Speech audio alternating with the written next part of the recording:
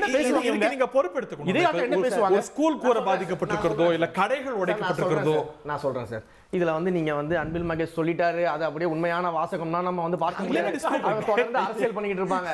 நான் என்ன சொல்றேன்னா, நான் இப்ப இவங்கள மாதிரி பதிலுக்கு ஆபாசமா பேசுற அமைச்சர்களை பத்தியோ சொல்றேன். நான் அதுக்கு தான் வரேன், நான் உங்க லைனுக்கு தான் வரேன். ஆபாசமா பேசுற அமைச்சர்களை பத்தியோ, சேர தூக்கி அடிக்கிற அமைச்சர்களை பத்தியோ, கள்ள தூக்கி அடிக்கிற அமைச்சர்களை பத்தியோ இதை பத்தி எல்லாம் நான் திரும்ப திரும்ப பேசிக்கிட்டு இருந்தேன்னா இவங்கள மாதிரி கொள்கை இல்லாத கூட்டமா நாங்க இருக்க விரும்பல. ஏன்னா ஒரு அரசியல் ரீதியாக நீங்க மக்களுக்கு செய்ய வேண்டியதை செய்யலன்னு நாங்க கேள்வி கேட்கிறோம். அவங்க நிலையில இருந்து யோசிச்சு பாருங்க. அந்த ஸ்கூலுக்கு ஏற்பட்டிருக்கிற சேதாரம், ஒரு கடைக்கு ஏற்பட்டிருக்கக்கூடிய சேதாரம், அடுத்த மாசம் இதே விஜய் திருச்சிக்கு போனா வச்சுங்களேன், திருச்சிக்கு போனா வச்சுங்களேன், இந்த பிரச்சனை எவ்வளவு பெரிய ப்ராப்ளம் வந்து நான் சொல்றேன் சார். நான் சொல்றேன் சார். முதல்ல நீங்க ஒரு கூட்டத்தை கண்ட்ரோல் பண்ண முடியாது, காவல்துறைக்கு இவ்வளவு கூட்டம் வரும்னு தெரியல அப்படின்னா அது காவல்துறை இன்டெலிஜென்ஸ் ஃபெயிலியர். கடந்த மாநாடுகள்ல கடந்த இடங்கள்ல அவர் போகும்போது இப்படி ஒரு கூட்டம் வருதுன்னு காவல்துறைக்கு தெரியல அப்படின்னா அது இந்த ஆட்சியாளர்களோட ஃபெயிலியர், இன்டெலிஜென்ஸ் ஃபெயிலியர், காவல்துறையோட ஃபெயிலியர். இது கட்சியுடைய வேலை, அப்படி செய்ய முடியல. இது கட்சியுடைய வேலை, தலைவருடைய வேலை, இன்டெலிஜென்ஸ் வேலை கிடையாது சார். இவ்வளவு கூட்டம் இது மிகப்பெரிய காவல்துறை இருக்கு, இது வந்து கட்சியுடைய வேலை. நீங்க இவ்வளவு கூட்டம் வருது, காவல்துறைக்கு என்ன பர்மிஷன் கொடுக்கறாங்க சார்? இதுக்கு நீங்க ஒரு மாவட்டத்துடைய இயல்பு வாழ்க்கையை ஸ்தம்பிச்சதா இல்லையா? நேத்துக்கு ஒரு ஹாஸ்பிடல் சார் அலங்கோலமா இருக்காங்க, அலங்கோலப்படுத்திருக்காங்க. தெளிவா எந்த மாவட்டத்தை நாசப்படுத்திருக்காங்க. திமுக அளவுக்கு தமிழ்நாடு அலங்கோலப்படுத்தல சார். கஞ்சா வியாபாரி கட்சிகளை வச்சிட்டு கஞ்சா வியாபாரி கட்சிகளை வச்சிட்டு நீங்க ஏதா ஒன்னு சொல்ல எங்க போறீங்க? திருச்சி மக்களை கேட்டு வந்து டிவி பா திருச்சி மக்கள் சொல்லுவாங்க சார், கஞ்சா வியாபாரி கட்சிகளை வச்சிட்டு திமுக எல்லாம் பாருங்க சார். ட்ரெயின் பிடிக்க போனவங்க, ஃளைட் பிடிக்க போனவங்க, குழந்தை ஸ்கூல் டிராபிக் பத்தி பேசுறீங்க சார். காலேஜ் போனவங்க எங்க போறாங்க சார்? நீங்க டிராபிக் பத்தி பேசுறீங்க. கஞ்சா வியாபாரி கட்சிகளை வச்சிட்டு நீங்க மக்களுக்கு அறிவுரை சொல்லிட்டு இருக்கீங்க. ஏதா ஒரு சம்பந்தம் இருக்கா?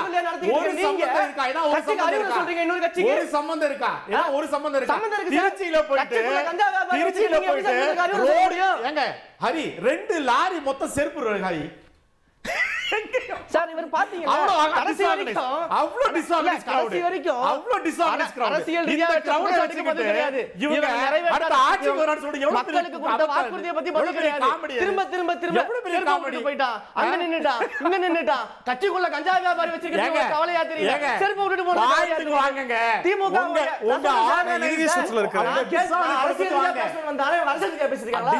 திமுக திருமண மண்டபங்கள்ல திமுக திருமண வாழ்த்தார பேசிட்டு ஓடுறாங்க சார். இது அப்ப அரசியல் கூட்டமா? முஸ்தபா என்ன சொன்னாருன்னா,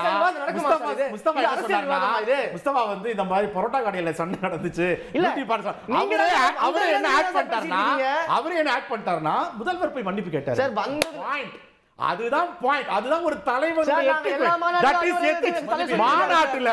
மாநாட்டுல 7 பேர் செத்து போனானா, 50 பேர் ஹாஸ்பிடல் கொண்டு போனீங்களா? உங்க தலைவர் அறிக்கை விட்டாரா? நேர்ல போய் பார்த்தாரா? அரசாங்கம் என்ன கெதில வந்து எல்லாரும் அஜித் குமார் கொலைக்கு போனவங்க கவின் பத்தி பேசுனீங்களா? நேத்து மேடையில நீங்க கவின் கொலை பத்தி பேசுனீங்களா? அந்த தைரியம் இருக்கா? அந்த திராணி இருக்கா? அந்த தைரியம் திராணி இல்ல. நீங்க எப்படிங்க பேசுறீங்க? பேச விடுங்க சார். என்ன நீங்க பேசிட்டே இருக்கீங்க, நீங்க பேசிட்டே இருக்கீங்க தம்பி. நீங்க பேசிட்டே இருக்கீங்க. இப்படி பயந்தா எப்படி பேசுறது? என்ன பயம்? கேள்வி கேட்க மாட்டேங்கிறாரு. பேசுங்கப்பா, கேளுங்க. போறது கூட்டம் வந்து இதையே பேசிக்கிட்டு இருக்காரு. இதுவா தானே கூட்டம்? இல்லன்னு சொல்றியா? இல்லன்னு சொல்றியா? இல்லன்னு சொல்றியா? கேள்வி கேட்க பதில் சொல்லுங்க. இல்லன்னு சொல்றியா? கேள்வி கேட்க விடுங்க நான் சொல்றேன். கேள்வி கேட்க விடாம 2 லாரி செருப்பு இல்லன்னு சொல்றியா? இதுவா ஸ்டாலின் சொல்லி கொடுத்தாரு. உங்க தலைவர் இதெல்லாம் பேச சொல்றாரா? இருமா தம்பி இரு. பேசுங்க சார். அதுதான் பேசிட்டு இருக்கேன். கவின் மாதிரி பேசுங்க, கேள்வி கேக்குற பதில் சொல்லுங்க பாப்போம். சாதியான படுகொலைக்கு சிறப்பு சட்டம் ஏற்றேன்னு சொல்லிட்டு வந்தாரு முக ஸ்டாலின். சட்டமன்றத்துல ஏன் சார் ஏற்ற மாட்டேன்னு சொன்னாரு? அதுக்கு உங்க தலைவர் என்ன பண்ணாரு? சார் நீங்க உங்க தலைவர் இல்ல ஒரு நிமிஷம் துளிகுல அரசியல் பேசிட்டு இருக்காரு. ஆமா உங்களுக்கு தான் ஆட்சியாளரா இருந்து நீங்க என்ன பண்ணீங்கன்னு தம்பி இருங்க ஒரு நிமிஷம் இல்ல நான் கேக்குற கேள்வி சட்டமன்றத்துல வாக்குறுதி நீங்க பண்ணுங்க, என்கிட்ட சொல்றீங்க. நீங்க ஏன் ஆட்சியில இருக்கீங்க? சட்டம் போடுறது இருங்க அமைதியா. என்னன்னா நீங்க செய்யறது எல்லாம் சரி. நீங்க சட்டமன்றத்தை நான் கேட்கறது இதுவரை 3 மேடையில மொத்தம் 36 நிமிஷம் பேசியிருக்கீங்க. கவின் கொலையை பத்தி ஒரு வார்த்தை பேசினா கேட்டாக்கா எங்க ஓடுறாரு பாத்தீங்களா? அங்க ஓடுறீங்க ஆட்சியில இருக்கவங்க செய்ய என்ன தீர்மானம் வெளிய போங்கன்னு சொல்றாங்க. என்ன தீர்மானம்? என்ன தீர்மானம்? கவின் படுகொலைக்கு எதிராக இவரு அஜித் குமார் கொலைக்கு போனது ஏன் நவீன் கொலைக்கு போல? சார் மதுரைக்கு போனார்ல அங்க முதலமைச்சர் அவர் தனியரசு இறுதி கருத்து என்ன செய்யணும் அமைச்சர் போல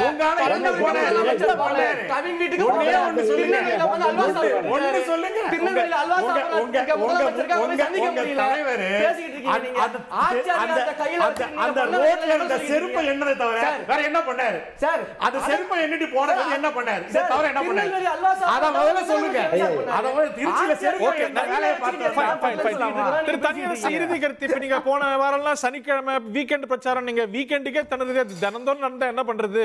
இறுதி கருத்து இல்ல ஐயா, இப்ப அது வந்து ஒரு ஜனநாயக நாட்டுல ஒரு அரசியல் கட்சி விதிகளின்படி தன்னுடைய இயக்க நடவடிக்கைகளை பிரச்சார பயணங்களை திட்டமிட்டு ஒரு தலைவர் கட்டுப்பாட்டோடு நடத்தணும். ஆனால் இவர் கட்டுப்பாட்டோடு நடத்துவார். ஏனைய அரசியல் கட்சிகளை விட இவர் வேறுபட்டு இருப்பார் பார்த்துதான் இவர் புதிய கட்சியை துவக்கினார். ஆனால் ஏனைய கட்சிகளை விட கூடுதலாக இவர் ஒழுங்கீனமாக கட்சியை கட்டுக்கோடு தலைமையேற்று நடத்த முடியாத அளவுக்கு ஒரு பலகீனமாக விஜய் இருக்கிறாருங்கிறது வருத்தத்துக்குரிய செய்தி. 25 லட்சம் மக்கள் நேற்று திருச்சி மாநகரத்துல பாதிக்கப்பட்டிருக்காங்க. இவங்க ஒரு 10,000 பேர் ஒரு பிரச்சாரம் பண்ணுவதற்காக போய் 25 லட்சம் மக்களினுடைய எதிர்ப்பை விஜய் சம்பாதித்திருக்கிறார். இதெல்லாம் இங்க ரமேஷ் மாதிரி இருக்கிற 10,000 பேர் 25 லட்சத்தோட இயல்பு வாழ்க்கையை பாதிச்சிட முடியும் இல்லையா? 10,000 பாதிச்சிருக்காங்க ஐயா. இதெல்லாம் வந்து நீங்க பொதுமக்கள் வந்து இதை யாரும் ரசிக்கல, இதை ஏற்கல. ஆகவே இப்ப இந்த நெருக்கடியில இருந்து இந்த கட்சியை இன்னும் நேர்மையா ஒழுங்குபடுத்தி வழிநடத்தினா விஜய்க்கு அரசியல் எதிர்காலம் இருக்கு. இல்ல இதே மாதிரி தொடர்ந்து நடத்தினார்னா நேற்று திருச்சி முடிச்சுட்டு அரியலூர்ல இருந்து பெரம்பலூர் போக முடியாத நெருக்கடிக்கு இருக்கிறாரு. இது நீடிக்க கூடாதுங்கிறதாயா எல்லாருக்கும் 10 வினாடிகள் ரொம்ப சுருக்கமா கருத்து இறுதியா சொல்லுங்க சார். ரொம்ப சுருக்கமா 10 வினாடிகள் சார். என்னன்னு கேட்டீங்க சார், டான்ஸ் எல்லாம் போட்டு முதலமைச்சரும் பாத்தீங்கன்னா சேகரபாபு விட்டு ரோட்ல டான்ஸ் பொம்பளைங்களை டான்ஸ் ஆடின ஷோலாம் நம்ம பார்க்க தான் செஞ்சோம். போய் ஊட்டியில போய் டான்ஸ் ஆடின ஷோலாம் பார்க்க தான் செஞ்சோம். இன்னொரு ரொம்ப கொள்கையான அண்ணா யூனிவர்சிட்டியில எந்த திமுக கார் போனாரு, என்ன கொள்கையோட பாலியல்ல மாற்றினான்னு சொல்லி எல்லாரும் தெரியும். திமுக அரசாங்கம் அச்சப்பட்டு பயப்பட்டு நேற்று உடனே வந்து ஒரு கடிதத்தை போட்டிருக்கிறாங்க. மரியாதைக்குரிய விஜய் அவர்கள் மக்கள் மன்றத்தில் போய் 2026ல 5 வருஷம் திமுக ஆட்சி உங்களுக்கு வேதனை ஆட்சியை தந்திருக்கு என்பதை மக்கள் உணர்ந்து இதுல ரெகக்னிஷனே இல்ல சார். பிகாஸ் தமிழ்நாட்டு மக்களுக்கு ஏதாவது ஒரு சின்ன சேதம் வந்தாலும் முதல் ஆளாக நின்று குரல் கொடுப்பது திமுக. இது இவர்கள் இப்போ இப்போ நீங்கள் தனியரசன் கேட்டீங்க 10,000 பேர்னால 10 லட்சம் பேருக்கு பாதிப்பு வருமானு. 10,000 பேர் உள்ள புகுந்து எல்லாரையும் அடிச்சுட்டு அங்கிருந்து சேதப்படுத்தி போனால் பாதிப்பு வரும். இவர்கள் கொள்கை மட்டுமல்ல, எந்த கட்டுப்பாடும் கோட்பாடும் இல்லாத கூட்டம். இதனை அடக்க வேண்டியது திமுகவுடைய கடமை. அதை செய்ய தவறாது. இதுக்கு கான்சிக்வன்சஸ் இருக்கும் இல்ல? இந்த விவாதத்தினுடைய அவுட்புட்டா திமுக கிட்ட இருந்து கேட்ட கேள்விகளுக்கோ மக்கள் பிரச்சனைகளுக்கோ எந்த விதமான பேசவே இல்லை. குறுக்க வந்தாலும்